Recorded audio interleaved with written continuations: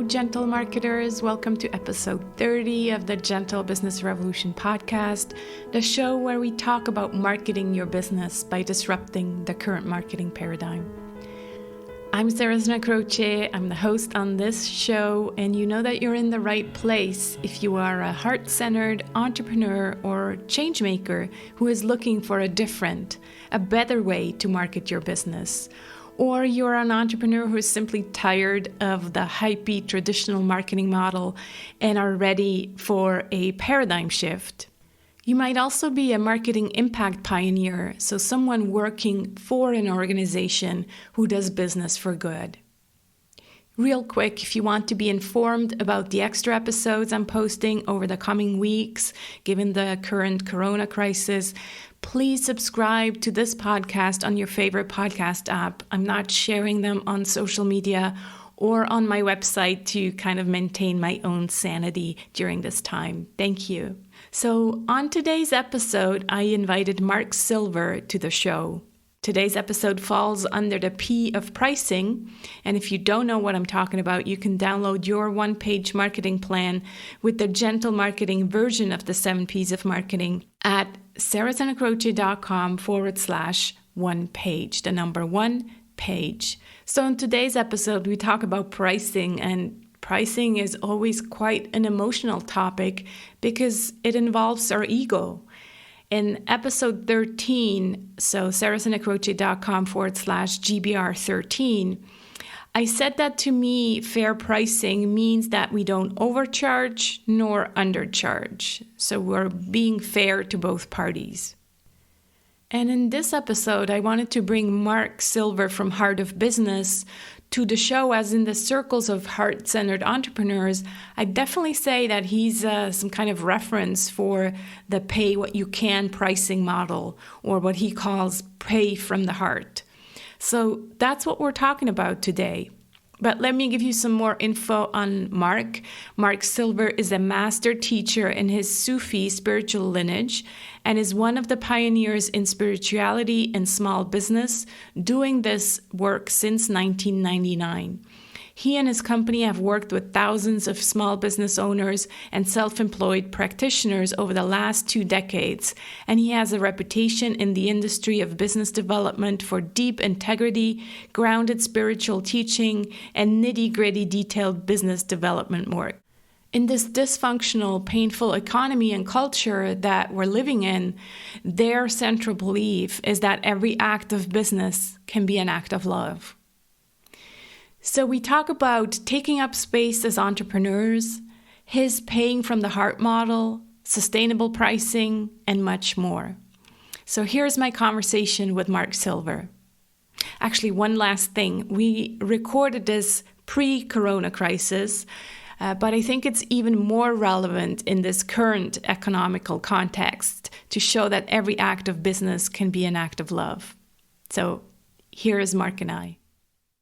Hi, Mark. So good to have you here. How are you today? I'm delighted. I'm really excited to dive into this with you, Oh, Sarah. so Thank you. yeah, thank you so much. Same here. It was so interesting. I've been following you and getting your emails and newsletters, and I was like, okay, I'm putting you on my wish list for the podcast. And then you sent out this email about the webinar on a Pay from the Heart.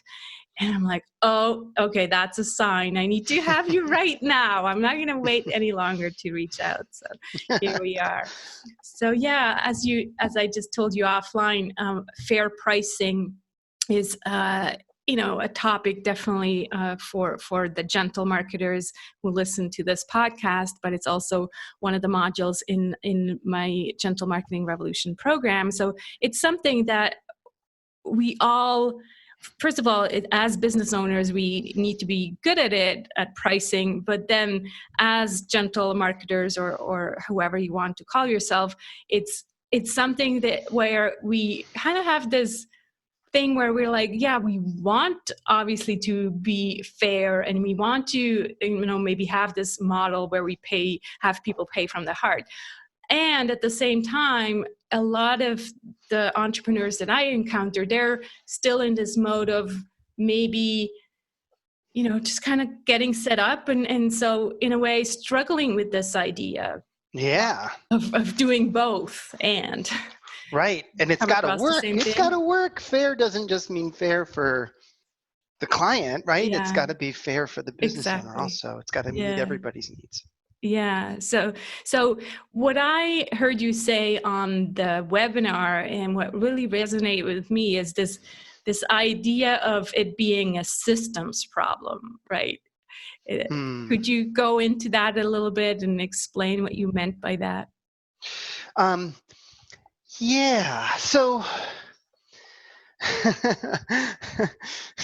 capitalism, dysfunctional capitalism 101. Mm-hmm. So there's, our the world order as it is currently in the global economy is mostly centered on American style capitalism with, thank goodness, some restrictions. It's like European, the European Union has more restrictions, thank God, than the United States on some of this, but um, it's been really it's been a really kind of dangerous, unfettered system whereby there's a lot of times personal responsibility is taken out in these global corporations. And over several hundred years, the corporation that was originally invented to be a very limited term, limited lifespan protection for private individuals that were going to take on a public works project like building a road or a bridge, um, took on a life of its own because of lobbying and money spent, and gathered more and more power. And now we have a really dysfunctional economy, a Mm-hmm. really dysfunctional marketplace.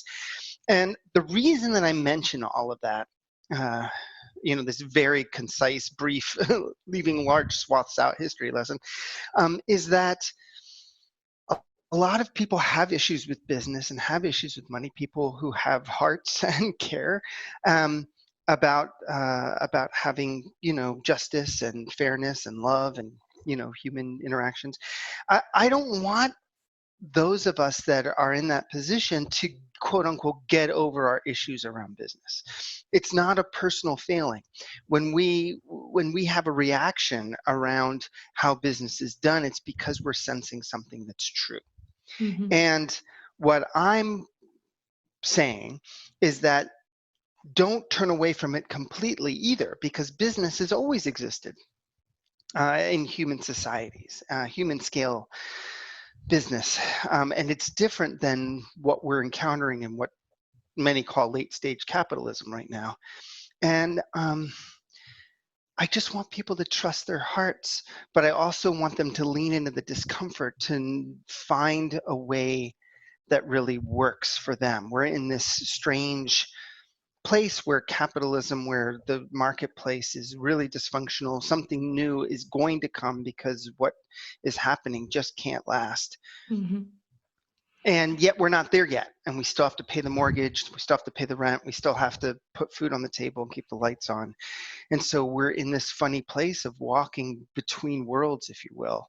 Um, and so that's a lot of where the pay from the heart model came from, is and I'm not the first person to take on especially many aspects of it, but it's a big part of why we had shifted our business to this model entirely, because we were wanting to stand firmly in trying to create a new world, and yet not I've got kids, it's like we need to still buy groceries. So Yeah. I love so many things of what you just said. And it's true that this new world that we're all visioning, it doesn't just happen overnight. We need to somehow get there. And the in between the worlds is kind of uncomfortable, maybe, especially in the beginning, taking that first step and saying, no, I want to, apply fair pricing. I don't want to use or kind of do what everybody else is doing and just only work for the money. It's uncomfortable because you just don't know. You've never used it before. So you do, it's like everything that is kind of unknown, it's always scary as well, right? Yeah. Yeah. Yeah, it can be for sure. Yeah. So take us kind of through your framework, what you call in your business pay from the heart. Um, Yeah. Do you want me to kind of describe the different parts of the model, or I I what would you? think because what people may not be like. I liked how you really explained it in the webinar, and maybe the point you could make is how it's different from the sliding scale model. And so maybe already start by saying, this is the Yeah. sliding scale model and how the pay Right. from the heart is different. Yeah. So so I yeah, and thank you for that. The sliding scale. I wrote an article years ago about avoiding the horror of the sliding scale, and I've always been really dead set against sliding scales um, that are missing some of the components that are in our pay from the heart model. And the reason for that is that um, a lot of times what I see happening with sliding scales is people in business, heart-centered business owners who are uncomfortable with the pricing conversation say, well, I'm uncomfortable with the pricing conversation. I'm not really going to face it. I'm just going to, and there's also some, really good-hearted reasons for the sliding scale. It's not all coming from this place, but I see a lot of it coming from this place of, oh, I can't deal with this. You decide, and it's and kind of dumping their money stuff onto the customer, onto the Mm-hmm. client, and the Mm-hmm. client who also has money stuff, because everyone in this culture has money stuff because money is done so dysfunctionally, Mm-hmm. um, doesn't know what to do with it either, and oftentimes they get so stuck that they just disappear. I've seen the dynamic where people who, in the absence of a set price, are so overwhelmed by the idea of having to set the price themselves. Oh my God, I want to give more, but I can't give enough. And am I not giving enough? And I can't do it. And that they just don't buy it all. They leave. Mm-hmm. You actually can lose customers this way.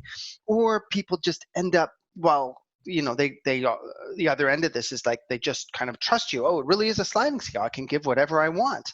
And then they just give it, which often is a very low amount. People Mm-hmm. say, oh my God, all I got was the minimum. People were giving me almost nothing for the sliding scale.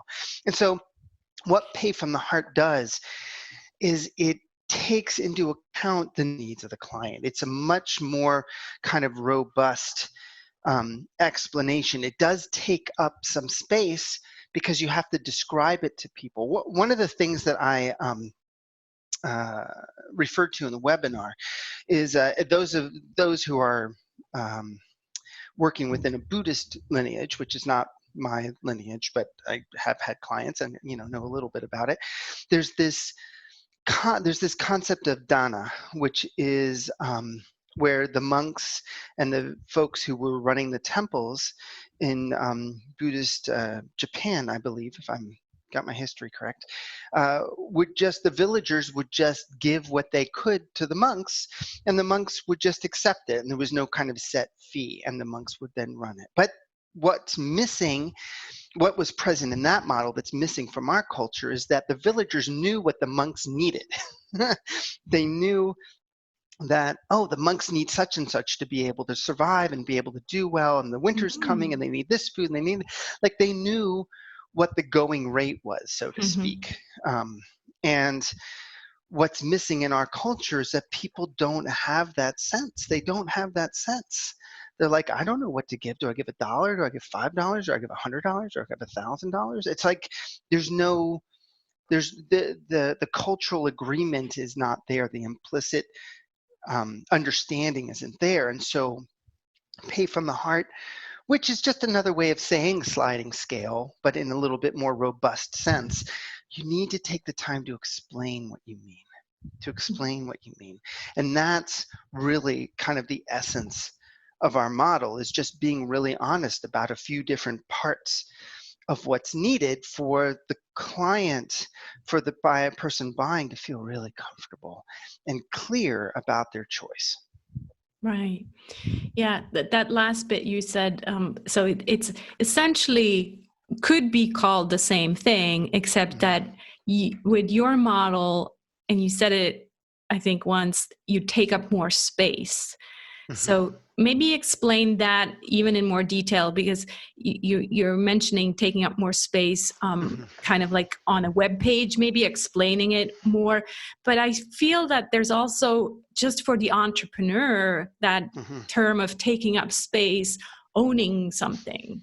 Right. Am I right about that? Yes, exactly. 1,000 times yes. A lot of folks are taught, a lot of people in, at least here in the US, and I know that it's also a dynamic elsewhere in the Western world, um, especially women, especially people of color, are, but a lot of us are trained not to take up the space that we take up. Shrink to become smaller. Oh, I don't, we see this manifest in a lot of ways. We see this manifest in pricing. Oh, I don't want to take money, and so I don't want to hurt somebody else. We see it in presentations. Oh, I don't really want to talk about what my offers are. I don't want to really take up space that way. We even can see that sometimes in postures where people will shrink down or their shoulders will collapse. And I don't want anyone to feel shamed about this. We've been taught this. This has been something that's been kind of put into us. But it does do us really good, it does our hearts good, does our businesses good to take a breath and to notice it and to start to take up the space that we've been given, and to be unapologetic about it. We're not talking about puffing ourselves up and taking more space. That's another thing that I often talk to clients about, is like, no, you don't have to be bigger than you are. You don't have to pretend that that you're someone you're not. If you're newer in business, if you're early in business, if there's places where you feel tender, you don't have to pretend. But you also don't want to lie in the other direction and take up less space than is yours to take up. We do a whole exercise in one of our workshops and in our learning community around sovereignty, around taking up space and really owning your business, being the regent, the steward of your business, and saying, yeah, this is my realm, and I can relax into it. I don't have to be in a hurry. I don't have to try to squeeze what I'm saying or what I'm doing into some very small space. I can take up the space that it needs, that it's there for me. And that's a big part of this also. If you go on to one of our pages that describes, for instance, our upcoming Heart of Money course or our learning community or any of our other offers that list the pay from the heart pricing, it's not just a line item. There's a whole description there, that's several paragraphs long, describing what we mean by pay from the heart. And quite frankly, I feel really good about taking up that space because I want people to be clear. Yeah, you also talk about the importance of mentioning what other people charge and what it's worth. So on that page, right? Just to, like you said before, people don't know what they're Right. supposed to be paying. And so they feel almost bad paying what they think it's worth. And then they're like, oh my God, what are they, what is the business owner going to think? And so in the end, they just leave. So you actually help them through that decision-making process. Yeah, there's a few different pieces that I include in Pay from the Heart. So some of them have to do with, I get really clear on what our sustainable price is. And I actually give people a range. I say, this is our minimum that we're asking for, and this is our sustainable price, so that there's kind of a range of numbers. Because it's like, just to peg it on a single number doesn't feel right. It doesn't give people room to breathe.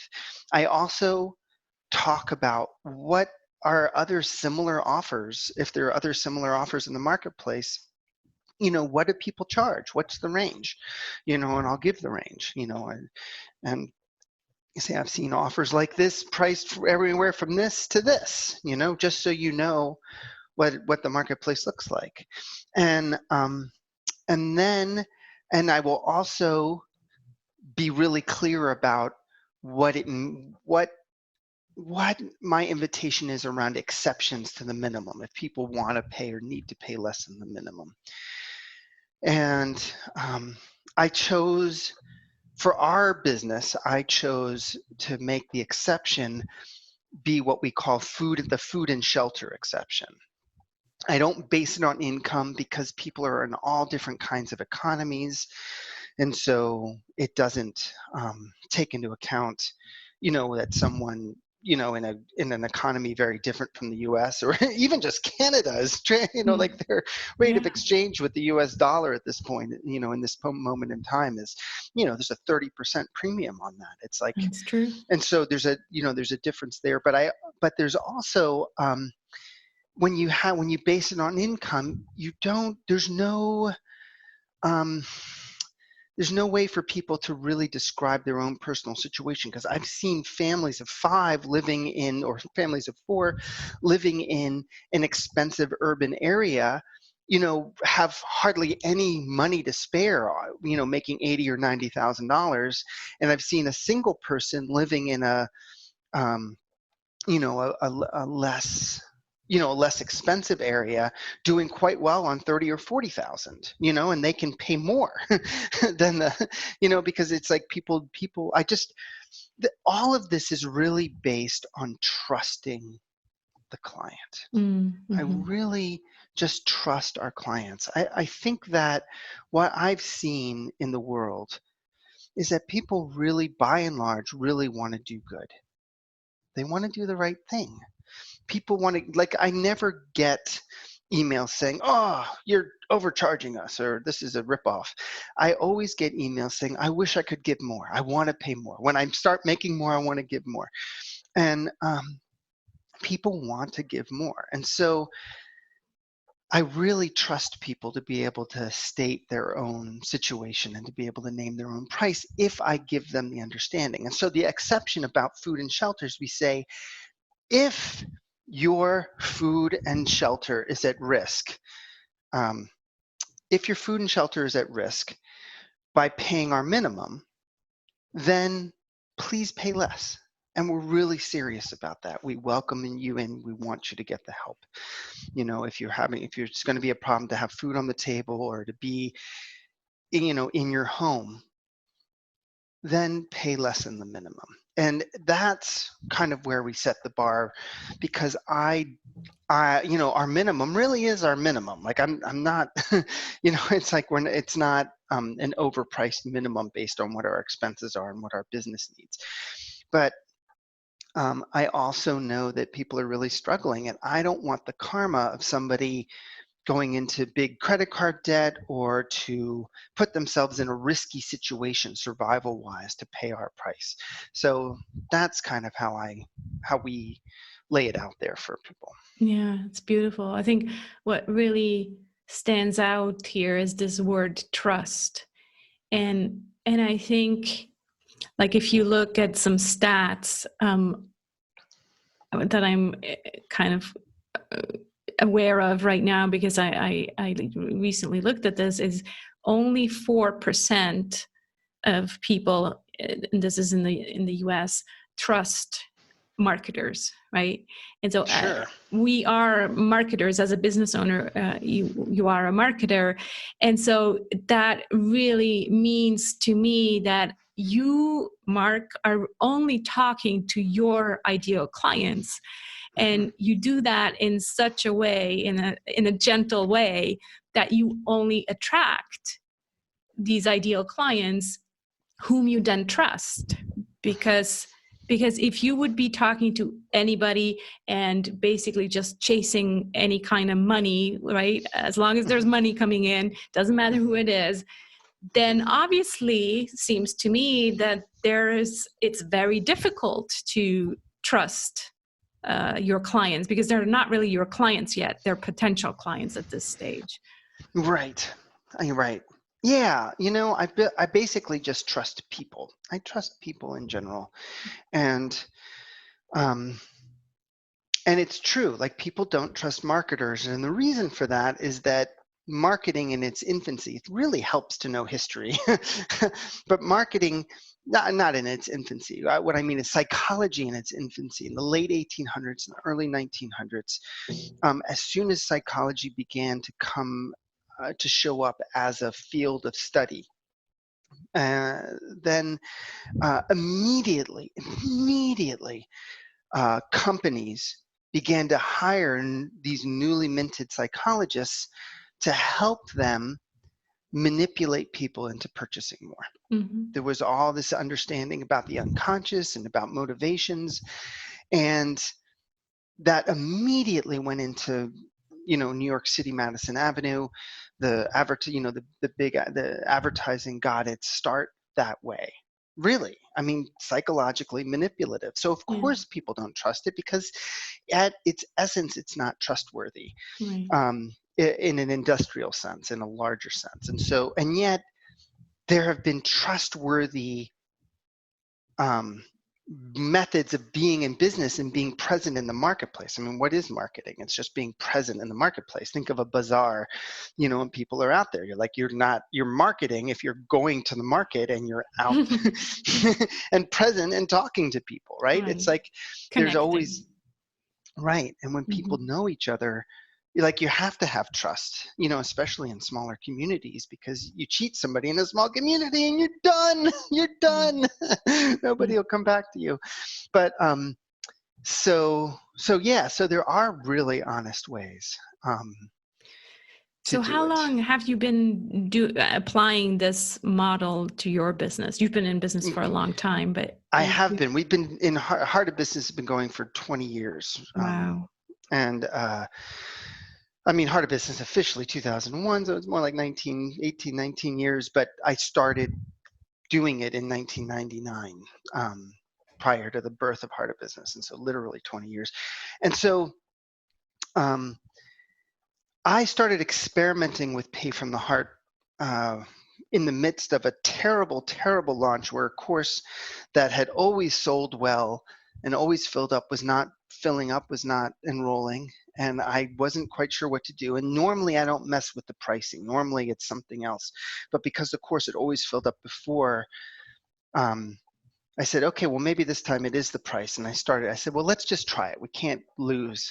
And it can't be any worse than it is now. I wonder what's going on. I asked people why people weren't enrolling, Anyway, I birthed the idea of Pay from the Heart, not birthed it.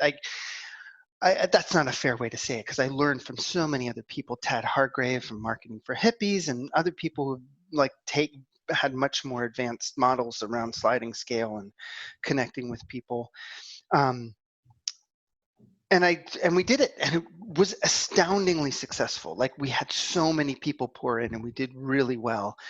And then I continued to experiment with it, not in the main part of our business, but in these smaller courses, so that our main business wasn't at risk from our experimentation. Something I really recommend for clients. It's like, you got to experiment, but if something in your business is working, don't risk that. Play with something else. So we played with that for several years, and really it's like, this is really dependable. Like, it really, really works the way that we have it set up. And so over a year ago, September, we switched our entire business model to Pay from the Heart. There's very little in our business that is a set price now. And it's been really wonderful. It's really been wonderful on so many levels. It's been financially successful. It's made enrollment easier. It's created a tremendous amount of goodwill in our clients. They're really happy to pass us on to their friends. There's no question of like, oh, can this person afford that? Can that person afford that? They just pass our name on to folks. And it's been really, it's been a blessing. I don't know how else to say it. It's been a blessing. I love that testimony, because that's exactly, I think, what we need to hear more, is that it actually works. It actually works financially. It works, I'm sure, for you as the business owner. Mm-hmm. It's so much joy in there, right? Rather than Yeah. just always only focusing on the money. You really find your business more joyful because, yes, of course, you also want to get paid, and that's part of it. But you just said it. It's like it works financially, and it Mm-hmm. works for you as a person. And the other thing you said is, I think that's kind of a nice way to encourage people to start small, because again, I think you're right. We shouldn't just say, oh, let me just change my whole business model and try this. Oh my God, And please don't do that. Somebody did exactly. that and they weren't following all the steps that we had Right. recommended. And they did. Anyway, they go, oh my God, I didn't make any money. And I'm like, oh no, don't do that to yourself. Yeah. It was so painful. Start small. Yeah. Yeah. Yeah, that's what I have. I have one small offer right now where I have pay what you can, and I took notes because I definitely think I need to take up more space in terms of the explaining how this works, Mm-hmm. all of that. But really, just right now, what makes my day is whenever I get a message from someone thanking me for that offer. That's just Yeah. like such a win. So I probably won't ever have my whole business model like that, but I Mm-hmm. do like the idea of expanding. And for example, you talked about your membership model, and I can see that working really well with something like that as well, where it's like, here's the different options, and then Yeah. let them Well, decide. I use it even in my individual client work. I Right. just have the minimum set way higher. Because Yeah, because it's your time is definitely limited, so you want to make sure that whatever time you're spending with the individual client is at least paid at the minimum, and that right. that makes so much sense. Well, Yeah. I really hope this inspired some of my listeners to start coming up with just one offer. It could be an ebook, it could be just one small offer that you start like that.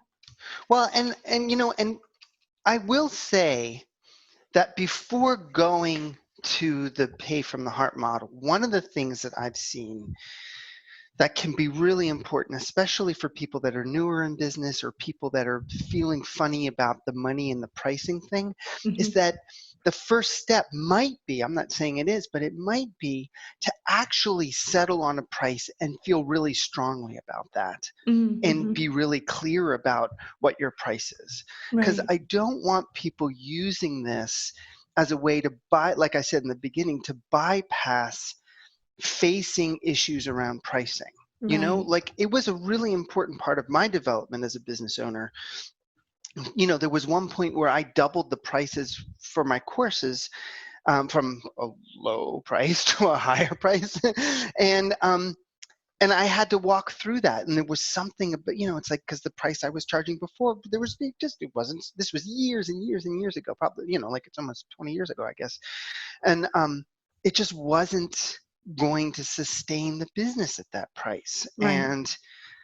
And so I guess I want to encourage people to use this topic as a way to find out what is true for you in this moment around your relationship with pricing, so Right. that you can come into a healthier relationship with pricing, knowing that that relationship will continue to evolve and change.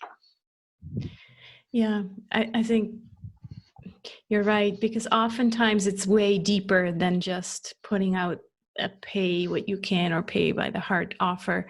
And Hmm. and I know for the participants of my program, we really actually need to go back, way back, and look at our money story and do some deep inner work to then come to that place, like you said, to actually own your price and feel good about that price and be open to receive that price. And maybe maybe this is not the best model also for people who are just starting out. I will Right. say that as well. Like, if you're still in survival mode and just trying to get your bills paid, then it's probably not a good time to start such a model, or Mm. at least, just a very small offer.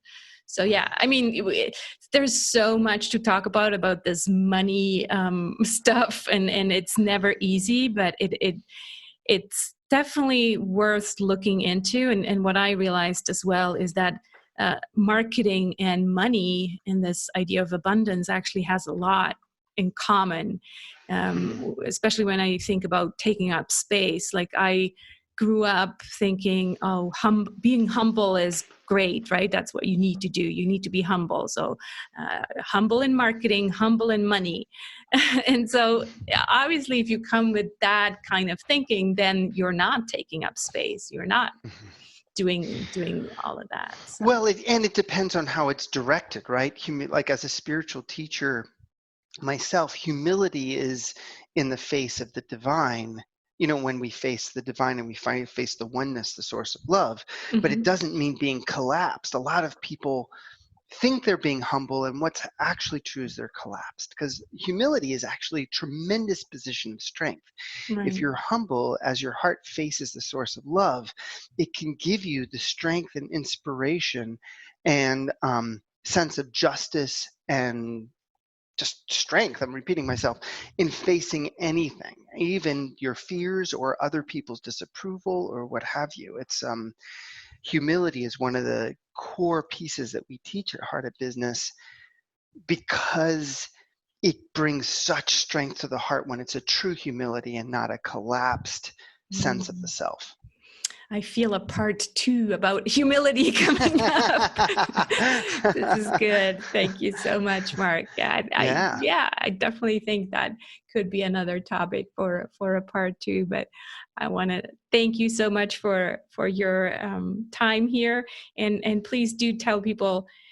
We'll link to that page, the webinar replay, if that's still available. Can I link? Yeah, we're leaving it up. I'm going to redo it at some point, because it was the first time I taught it, and I want to teach it. The first time you do. Anyway, I'm apologizing for it. See, I don't need to apologize. It was a fine take webinar. Up the space. Go get it. Go get it. And if we redo it, anybody who's gotten it will get the new version anyway. So. Awesome. But yeah, that's we'll link to that. That's and then please do also way. mention your ebook that we kind of talked about offline. Yeah. So I had written an ebook a couple years ago called "Don't Buy Now: How to Spot the Scammers and Avoid Spending Way Too Much on Business Coaching." Precisely because my industry has been filled with such scammers, way overcharging for business coaching and business development programs, and there are a large number of manipulative sales tactics that, if you know them, they don't have power over you, because you can spot them and go, oh, that's what they're doing. But if you don't know them, even very sharp and smart people can be taken in. And so there's no opt-in needed. It's a free ebook. If you go to heartofbusiness.com/don't buy now, all one word, DONTBUYNOW, it redirects you to the blog post. But it's something that I really want everyone who is looking for business development help to read, regardless of where they get the help, because you just, there's some wonderful, wonderful, wonderful business teachers out in the world, and there are some scammers that will leave you with nothing but a really big credit card debt, and it's hard to tell the difference. And so I talk about the manipulative sales techniques. I talk about what I consider to be ethical pricing in business development courses and programs and business coaching. And I just, I encourage people to take a look at that. Wonderful. Yeah, I will definitely link to that. This has been such a pleasure. Thank you so much, Mark, for being here. And I'll be in touch about this part 2. Yay, I'm delighted. Thank you, Sarah. Thank you. I truly hope that you enjoyed this conversation. If you're new to this show and haven't downloaded my one-page Gentle Marketing Mandala with the 7 email prompts to help you on this journey to a gentler marketing paradigm, please go over to sarahsanacroce.com/one page, the number 1 page. I hope you'll join me on this journey to a kinder marketing paradigm. Please invite your friends to join us by sharing this podcast, this episode, or the Gentle Business Manifesto with them. Both can be found at thegentlebusinessrevolution.com. Let's be the change we want to see in the world.